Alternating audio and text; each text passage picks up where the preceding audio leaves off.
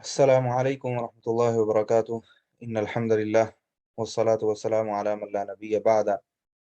अम्मा बाद अऊज़ु बिल्लाहि मिनश शैतानिर रजीम बिस्मिल्लाहिर रहमानिर रहीम या अय्युहन नबिय्यु हर्रिदिल मुमिनीना अलल क़िताल। इस सूरत में जिहाद और क़िताल के अहकामात और जंगी तैयारी के अहकामात उनके अहकामात हैं और उसकी तफसीलात हैं। तो अल्लाह सुब्हानहू व तआला इरशाद फरमाते हैं कि ए नबी मोहम्मद रसूलुल्लाह सल्लल्लाहु अलैहि वसल्लम हर्रिदिल मुमिनीना अलल क़िताल, मोमिनों को क़िताल के लिए, जिहाद के लिए तैयार कीजिए, उसका शौक़ दिलाइए, उसकी तरगीब दिलाइए, उसके फ़ज़ाइल बयान कीजिए। ये ग़ज़वा बदर से पहले का मौका है, उस वक्त का बयान है कि किस तरह से इनको तैयार किया जाए कि मुशरिकीन का ग्रोह और लश्कर आ रहा है तो उसका मुकाबला करना है। इन यकुम मिनकुम, और इब्तदाई तौर पे हुक्म ये दिया गया, इन यकुम मिनकुम इशरून साबिरून, कि अगर तुम में से 20 सब्र करने वाले होंगे, यगलिबू मिअतैन, तो वो 200 पे गालिब आ जाएंगे। यानी एक मुसलमान 10 काफरों के बराबर होगा लड़ाई करने में। दूसरे लफ्ज़ों में, अगर मुसलमानों की तादाद से काफ़िरों की तादाद 10 गुना तक ज़्यादा हो तो उनसे मुकाबला करना ज़रूरी है। वो उसको अवॉइड नहीं कर सकते या उससे भाग नहीं सकते, वगरना ये एक नाजायज़ काम होगा। तो जिहाद फ़र्ज़ होगा इन मुसलमानों पे अगर इनके मुकाबले में जो फ़ौज खड़ी है उसकी तादाद इनसे 10 गुना तक ज़्यादा है। मसलन अगर मुसलमान 20 हैं और उनके मुकाबले में 200 काफ़िर मुकाबला करने के लिए खड़ा है या 100 खड़ा है, यानी 200 या 200 से कम है, तो फिर मुकाबला करना ज़रूरी होगा। अगर उससे ज़्यादा है, मसलन 20 खड़े हैं और मुकाबले में 1000 है, तो फिर जो है वो फ़र्ज़ नहीं रहेगा, बल्कि अब ये देख सकते हैं कि किस अंदाज़ से इसको अवॉइड किया जा सकता है इस मुकाबले को, ताकि सही तरह से तैयारी करके मुकाबला किया जाए। वहीं यकुम मिनकुम मिअतुन, और अगर तुम में से 100 होंगे, यगलिबू अल्फम मिनल लदीन कफरू, तो वो काफरों में से जो 1000 हैं उन पे गालिब आ जाएंगे। तो वही वाली चीज़ है, फिर 1 और 10 की निस्बत 1 और 10 की रेशो है कि 100 अगर मुजाहिद हैं तो मुकाबले में अगर 1000 तक काफरों की फौज है तो तब भी उनका मुकाबला करना ज़रूरी होगा। बिअन्नहुम कौमुन ला यफ़क़हून, क्योंकि जो काफ़िर हैं वो एक ऐसी कौम है कि जो समझ-बूझ से खाली हैं और उनको समझ नहीं है, तो इसलिए वो मुकाबला मुसलमानों का उस अंदाज़ से नहीं कर सकते, क्योंकि उनको दीन की, ईमान की समझ नहीं है और ना ही उनमें ईमानी जज़्बा है। जिसकी वजह से मुसलमानों के लिए ये मुमकिन होगा कि वो थोड़ी तादाद के बावजूद उनसे मुकाबला कर सकें। तो ये हुक्म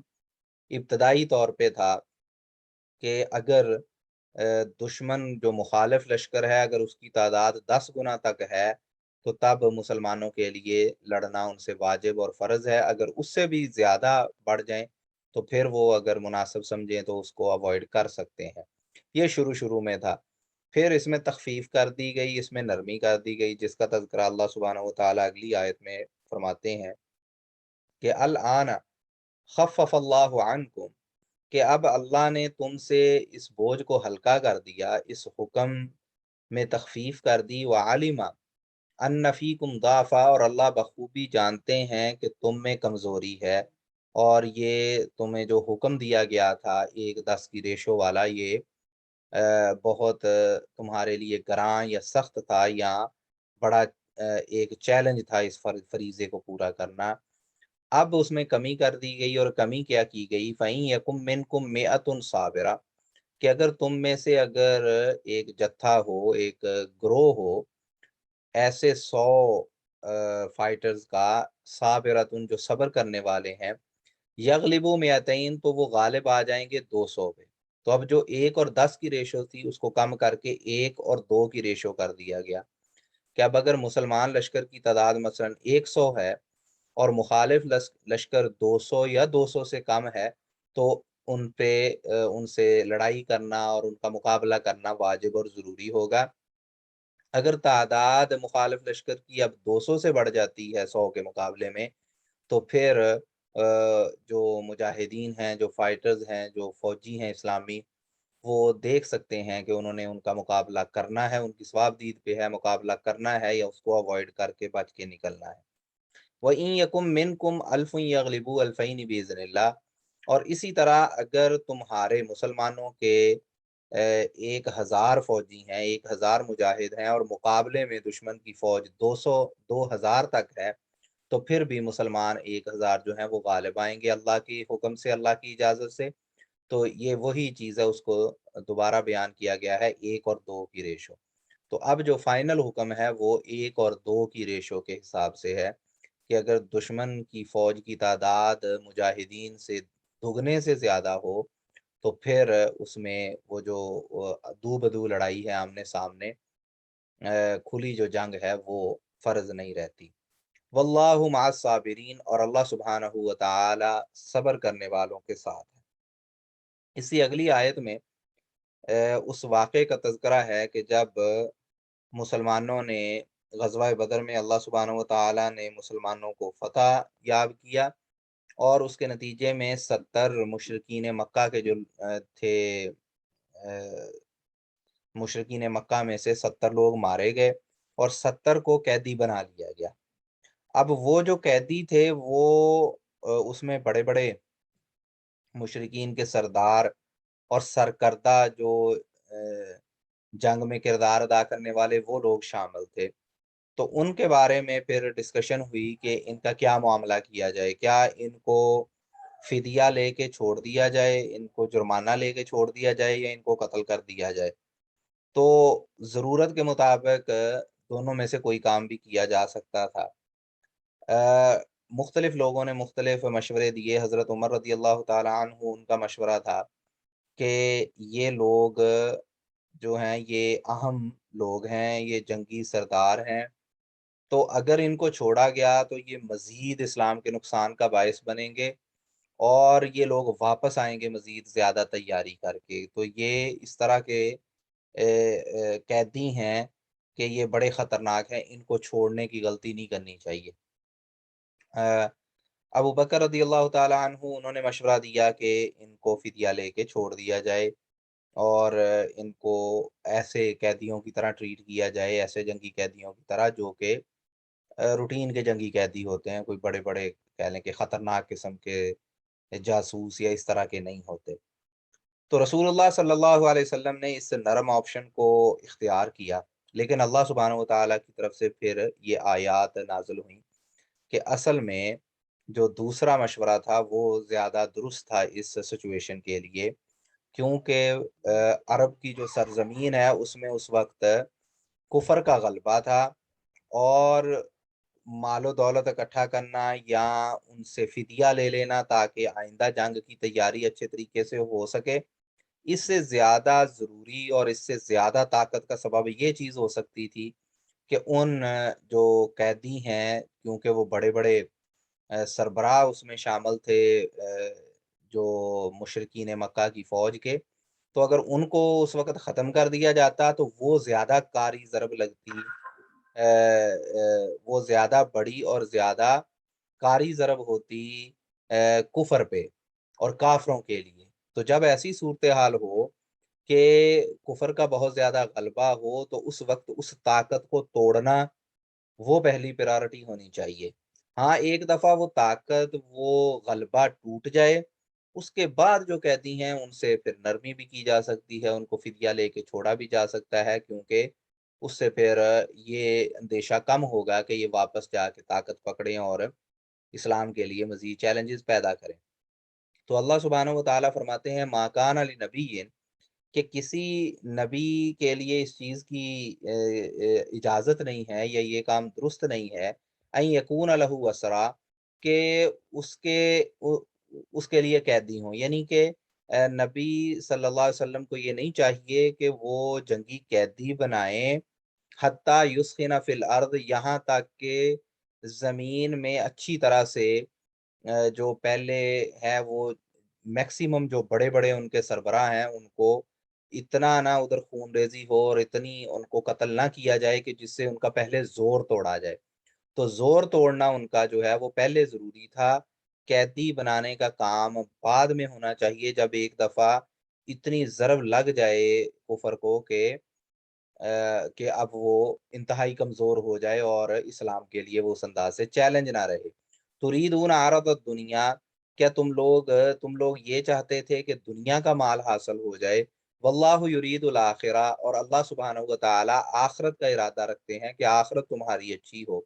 واللہ عزیز حکیم، اور اللہ سبحانہ و تعالی غالب اور حکمت والا ہے. لولا کتاب من اللہ سبق، اگر یہ بات پہلے ہی اللہ کی طرف سے نہ لکھ دی گئی ہوتی، کہ اس میں مفسرین نے مختلف اس کی توجیحات کی ہیں کہ پہلے اللہ کی طرف سے کیا لکھ دیا گیا. ایک تو یہ لکھ دیا گیا کہ غنیمت مسلمانوں کے لیے حلال ہے، اور یہ جو فدیہ قیدی چھوڑ کے لیا گیا یہ بھی ایک غنیمت کا ہی حصہ ہے. یا اسی طرح یہ چیز اللہ سبحانہ و تعالیٰ کی طرف سے لکھی اور طے شدہ ہے کہ جب تک نبی کسی قوم میں موجود ہوتا ہے تو اس قوم پہ عذاب نہیں آتا. تو اللہ سبحانہ و تعالیٰ فرماتے ہیں کہ اگر یہ اللہ کی طرف سے لکھ نہ دیا گیا ہوتا. اور اسی طرح ایک تیسری چیز یہ ہے کہ اللہ سبحانہ و تعالیٰ نے اہل بدر کے ساری خطائیں غلطیاں معاف فرما دی تھی، تو یہ بھی اللہ سبحانہ و تعالیٰ کی طرف سے لکھ دیا گیا تھا. تو اگر یہ چیزیں لکھی نہ ہو گئی ہوتی اللہ کی طرف سے پہلے یہ فیصلے نہ ہوتے، لمسکم فیما اخذتم عذاب عظیم، تو تمہیں سخت عذاب پہنچتا اور بہت بڑی سزا ملتی اس وجہ سے کہ جو تم نے لیا ہے فدیہ ان قیدیوں کو چھوڑ کے.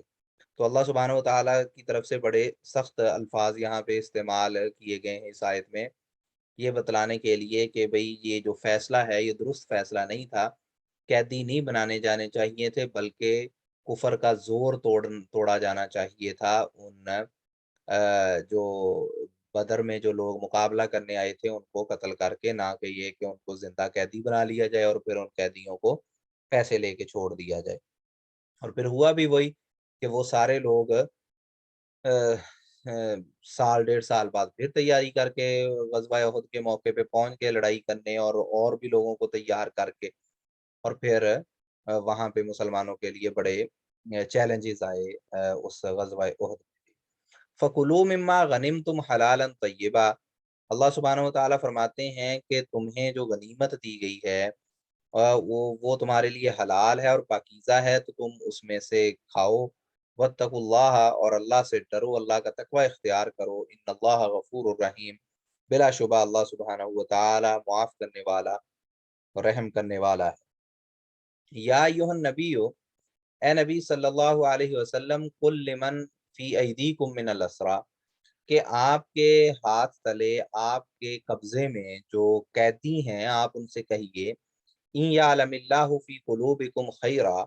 کہ اگر اللہ تمہارے دلوں میں اچھائی کو دیکھے گا، تمہاری نیک نیتی کو دیکھے گا، اگر تمہارے دل صاف ہے اور دل میں نیک نیتی ہے، اب ایک دفعہ تو مسلمانوں سے لڑائی کر لی ہے، لیکن اب اگر تم راہ راست پہ آنا چاہو اور تمہارے دل میں نیک نیتی ہو، یؤتکم خیرا مما اخذ منکم، تو اللہ تمہیں اس سے بھی بہتر دے گا، اس سے زیادہ مال دے گا جتنا تم سے لیا گیا ہے بطور فدیہ. تو جب وہ قیدی پکڑ لیے گئے، ان کو فدیہ لے کے چھوڑا جا رہا ہے، تو اب اللہ کے نبی کو یہ حکم ہو رہا ہے کہ آپ ان سے کہہ دیجئے کہ اگر تمہاری نیت ٹھیک ہے، اگر تم ہدایت کی طرف آ جاؤ مستقبل میں، تو جتنا تم سے فدیے میں تم نے چٹی بری ہے، جرمانہ بھرا ہے، اس سے کہیں زیادہ اللہ سبحانہ و تعالیٰ تمہیں نوازے گا اگر تم ایمان کی طرف آ جاؤ. وَيَغْفِرْ لَكُمْ، اور اللہ سبحانہ و تعالیٰ تمہارے گناہوں کو بھی معاف فرما دیں گے. وَاللَّهُ غَفُورٌ رَحِيمٌ، اور اللہ سبحانہ و تعالیٰ معاف کرنے والا اور رحم کرنے والا ہے. تو یہی معاملہ ہوا کہ ان قیدیوں میں سے جو اس وقت مشرک تھے، ان میں سے جو لوگ بعد میں مسلمان ہو گئے اور انہوں نے اپنی اصلاح کر دی، تو اللہ سبحانہ و تعالیٰ نے پھر ان کو مزید مال و دولت سے نوازا، جو کہ اس کے مقابلے میں بہت زیادہ تھا کہ جو انہوں نے فدیے کے طور پہ دیا تھا جب وہ جنگی قیدی بنے تھے. وَإِن يُرِيدُوا خِيَانَتَكَ، اور اے محمد رسول اللہ صلی اللہ علیہ وسلم، اگر یہ لوگ آپ سے خیانت کرنے کی کوشش کریں، کہ ایک دفعہ وعدہ کر کے چلے جائیں کہ ہم آئندہ کوئی شرارت نہیں کریں گے اور پھر یہ خیانت کرنے پہ، وعدہ خلافی پہ اتر آئیں، فقد خان اللہ من قبل، تو اس سے پہلے انہوں نے اللہ سے بھی خیانت کی تھی، فام کا نہ منہم، تو اللہ سبحانہ و تعالیٰ نے انہیں گرفتار کروا دیا تھا اور ان کو یہ قبضے میں آ گئے تھے۔ تو جب یہ کھلے عام کافر تھے، اس وقت انہوں نے جب اللہ سے خیانت کی اور اللہ کے مقابلے میں کھڑے ہو گئے، تو انہوں نے دین اسلام کا اور اللہ کا کیا بگاڑ لیا، الٹا ان لوگوں کو گرفتار کر لیا گیا۔ تو جب یہ اللہ کے مقابلے میں آئے تھے اور اللہ سے خیانت انہوں نے کی تھی، تو تب ان کا انجام یہ تھا کہ یہ قیدی بن گئے تھے۔ تو اب بھی اگر یہ خیانت کرنے کی کوشش کریں تو اب بھی یہ کچھ بگاڑ نہیں سکتے، جیسے پہلے کچھ بگاڑ نہیں سکے تھے۔ واللہ علیم حکیم، اور اللہ سبحانہ و تعالی علم رکھنے والا اور حکمت والا ہے۔ ان الذین آمنوا وہاجروا وجاہدوا باموالہم وانفسہم فی سبیل اللہ، بلا شبہ وہ لوگ کہ جو ایمان لائے اور انہوں نے ہجرت کی، پھر انہوں نے اپنے مالوں اور اپنی جانوں کے ساتھ اللہ کی راہ میں جہاد کیا، تو یہ جو اللہ سبحانہ و تعالیٰ نے صفات بیان کی ہیں کہ ایمان لائے، ہجرت کی، اللہ کی راہ میں اپنی جانوں اور مالوں کے ساتھ جہاد کیا، اس سے مراد مہاجرین ہے۔ صحابہ میں سے جو مہاجرین ہیں جنہوں نے ہجرت کی مدینہ کی طرف، وہ پہلا رتبہ ہے، ان کا پہلا گروہ ہے فضیلت والا صحابہ میں سے، جن کو مہاجرین کہا جاتا ہے، جنہوں نے ہجرت کی۔ تو یہ جو مہاجرین ہیں، والذین آووا ونصروا، اور وہ لوگ کہ جنہوں نے ان مہاجرین کو پھر پناہ دی اور ان کی مدد کی۔ تو یہ جو پناہ دی اور مدد کی، یہ کون لوگ ہیں؟ یہ وہ لوگ ہیں جو جن کو ہم انصار مدینہ کے نام سے جانتے ہیں، انصار مدینہ کے نام سے ہم جانتے ہیں۔ 1 منٹ میں ذرا ہم وقفہ کریں گے، پھر میں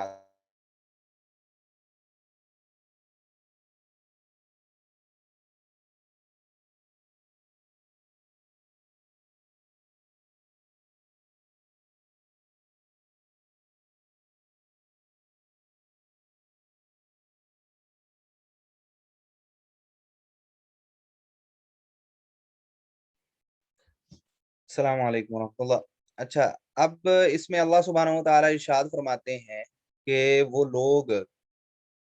جو ایمان لائے، انہوں نے ہجرت کی، انہوں نے اللہ کی راہ میں جہاد کیا اپنی جانوں اور مالوں کے ساتھ، یہ مہاجرین ہیں، پہلا فضیلت والا گروہ صحابہ کا۔ اور پھر دوسرا گروہ اللہ سبحانہ و تعالیٰ فرماتے ہیں کہ جنہوں نے پناہ دی اور مدد کی، یہ انصار مدینہ ہے، انصاری صحابہ ہیں۔ اولئک بعضهم اولیاء بعض، یہ ایک دوسرے کے اولیاء ہیں، ایک دوسرے کے دوست ہیں،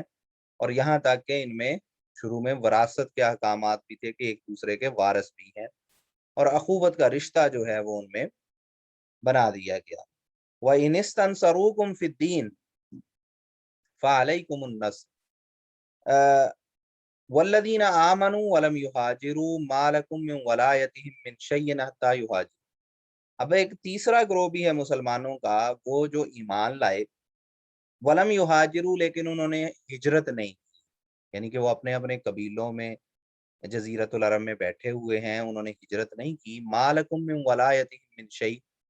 تو یہ جو دوست، یہ جو رفاقت ہے، یہ جو وراثت ہے، یہ اس کا تعلق ان سے نہیں ہے۔ تو وہ جو لوگ ہیں، وہ لوگ تمہارے لیے یہ ضروری نہیں ہے کہ ان سے بھی تم اسی انداز سے سلوک کرو جیسے مدینہ کے اندر وہ اخوت والا معاملہ ہے اور ایک دوسرے کے حقوق و فرائض ہیں۔ وَإِنِ اسْتَنْصَرُوكُمْ فِي الدِّينِ، اگر وہ لوگ جو اپنی اپنی جگہوں پہ بیٹھے ہوئے ہیں، انہوں نے ہجرت ابھی نہیں کی، اگر وہ دین کے معاملے میں تم سے مدد مانگیں، فَعَلَيْكُمُ النَّصْرُ، تو پھر تمہارے لیے یہ ضروری ہے کہ تم ان کی مدد کرو، الا علی قوم بینکم و بینہم میثاق، سوائے اس صورت کے کہ سوائے اس معاملے کے کہ وہ تمہاری مدد مانگ رہے ہیں ایک ایسی قوم کے خلاف کہ اس قوم میں اور تمہارے درمیان میثاق ہے، کانٹریکٹ ہے، امن کا معاہدہ ہے۔ تو اگر ان پہ اٹیک ایک ایسی قوم کر رہی ہے، ایسا کافروں کا لشکر اٹیک کر رہا ہے ان مسلمانوں پہ جو کہ تم لوگوں کے ساتھ آ کے ابھی مدینہ میں ملے نہیں، اور انہیں مدد چاہیے ان لوگوں کے خلاف، ایسے مثلا کہ ایک کافر قبیلے کے خلاف جن سے مسلمانوں کا، مدینے والوں کا معاہدہ ہے، تو اب اس معاہدے کو توڑ کے ان مسلمانوں کی مدد نہیں کی جا سکتی۔ تو مقصد یہاں پہ یہ بیان ہو رہا ہے کہ جو پروٹیکشن ہے وہ اتنی مکمل پروٹیکشن نہیں ہے ان مسلمانوں کو جو کہ محفوظ جگہ پہ ہجرت کر کے نہیں پہنچے۔ تو اس لیے جو معاہدے ہوتے ہیں مثلا قوموں کے درمیان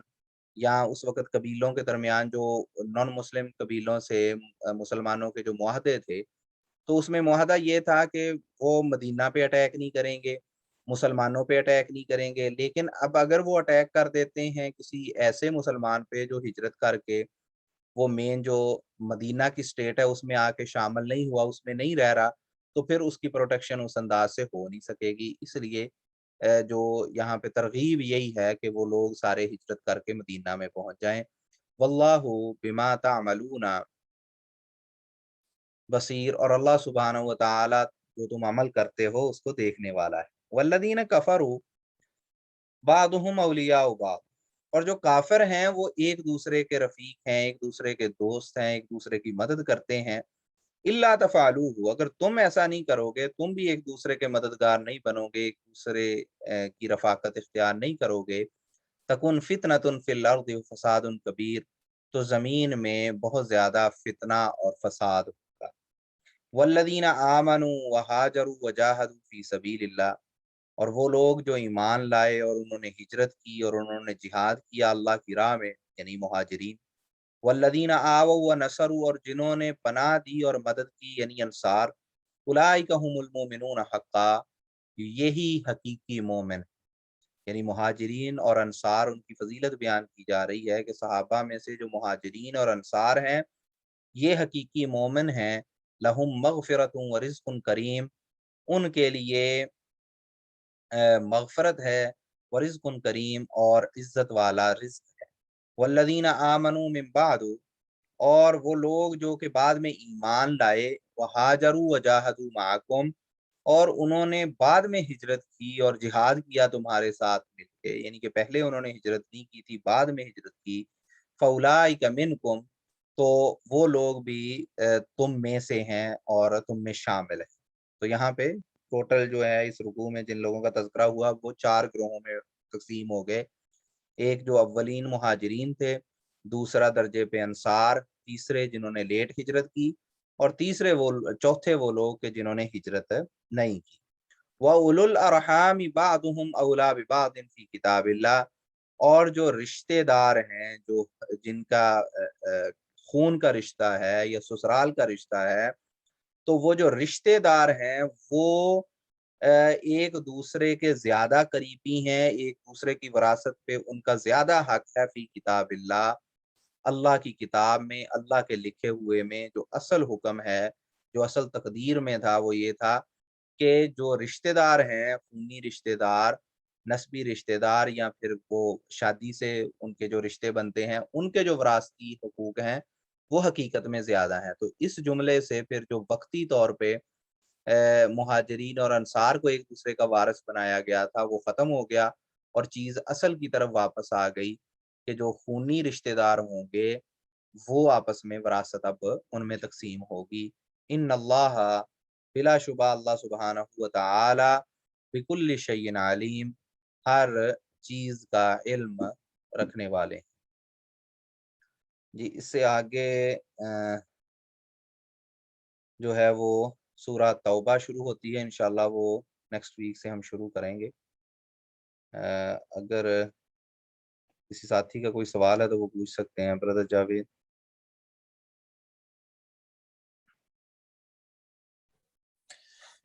السلام علیکم ورحمۃ اللہ۔ وعلیکم السلام۔ حافظ صاحب، یہ جو آپ نے آج جو آیت جس کا ترجمہ کیا کہ پہلے تو اس کی ریشو زیادہ تھی اور پھر یہ ہو گئی کہ اگر دشمن تم سے 2 گنا ہے، دگنی تعداد ہے، تو پھر آپ پر فرض ہے یا واجب ہے کہ آپ ان کا مقابلہ کریں، اگر اس سے زیادہ ہیں تو پھر ان کا مقابلہ وہ کرنا فرض یا واجب نہیں ہے۔ تو یہ جو صورتحال اب پاکستان میں بنی ہوئی ہے کہ آج کے دور کے جو دشمن ہیں وہ کتنے طاقتور ہیں اور وہ ریشو میں کتنے زیادہ ہیں آپ سے، اور پھر جو ہمارے یہ مذہبی گروہ ہیں یہ بار بار ایسے معاملات حکومت کے سامنے رکھتے ہیں، اور پھر اس پر یہ جو جتنا بھی دنگے فساد یہ جو سب کچھ ہو رہا ہے، یہ ان کا یہ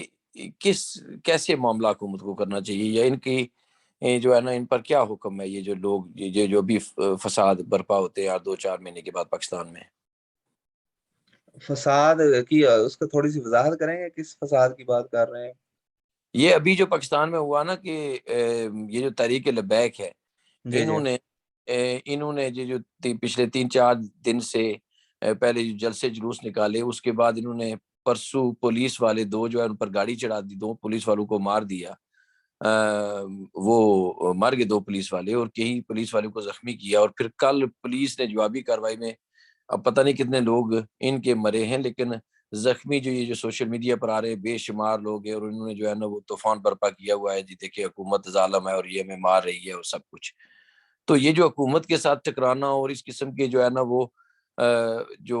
مطالبات رکھ دینا جی کہ آپ فرانس کو یہ کر دیں اور اس کو وہ کر دیں، یہ کیا حکومت کو کیا کرے، اور اسلام کیا حکم دیتا ہے ایسے معاملات میں؟ دیکھیں، اس میں پہلی چیز یہ ہے کہ یہ جو آیات میں جو ریشو کا معاملہ ہے وہ تو مسلمانوں کا کافروں سے جب مقابلہ ہوتا ہے، جنگ ہوتی ہے، اس کے لیے ریشو ہے۔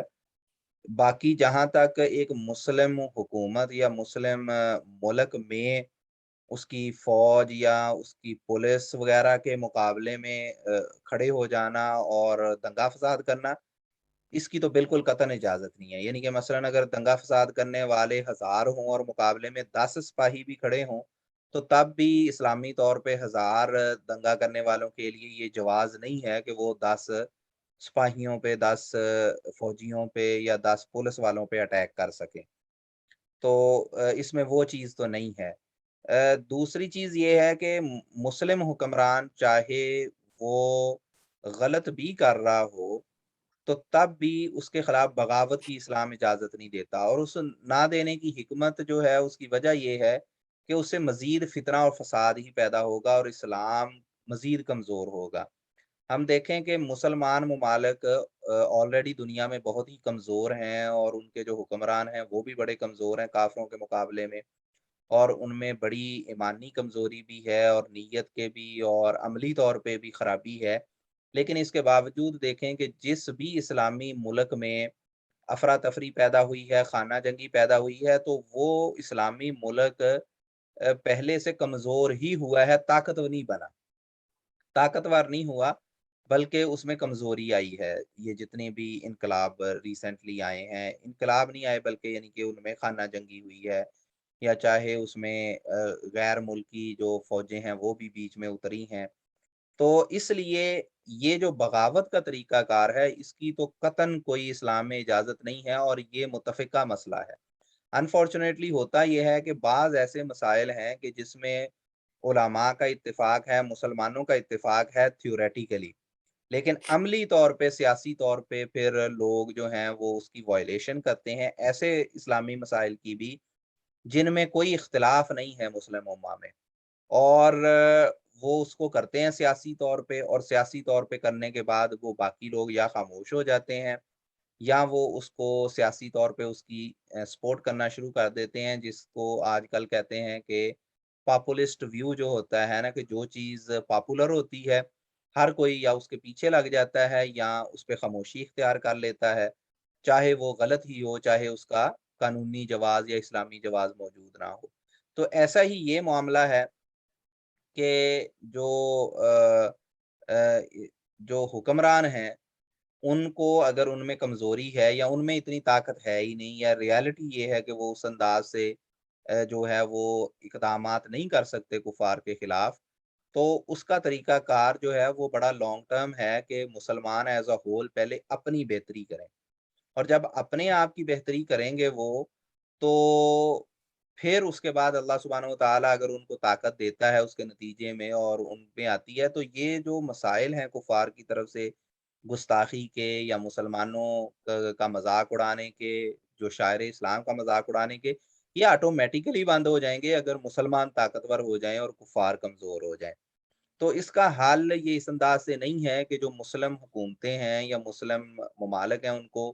مزید کمزور کیا جائے اس طرح کے احتجاج کر کے، بلکہ اصل چیز یہ ہے کہ ہم دین کے قریب آئیں۔ اس کی صرف یعنی کہ اب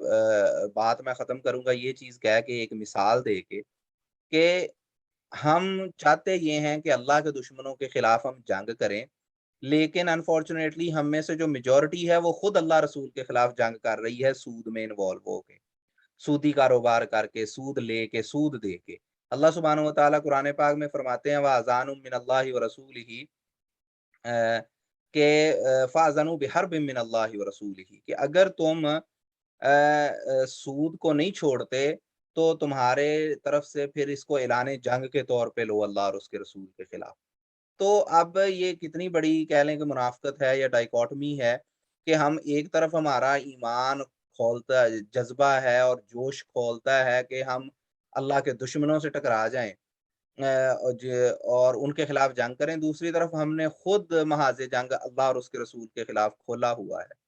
تو اس لیے جب تک ہم خود اپنی اصلاح نہیں کریں گے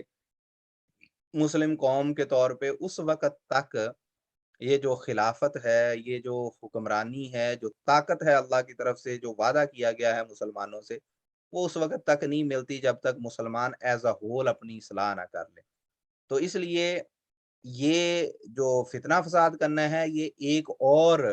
مزید اللہ سبحانہ و تعالیٰ کی نافرمانی ہے۔ پہلے مسلم امہ بہت زیادہ نافرمانیاں کر رہی ہیں اور اس کا عذاب اللہ کی طرف سے نازل شدہ ہے، لیکن یہ جو فتنہ فساد ہے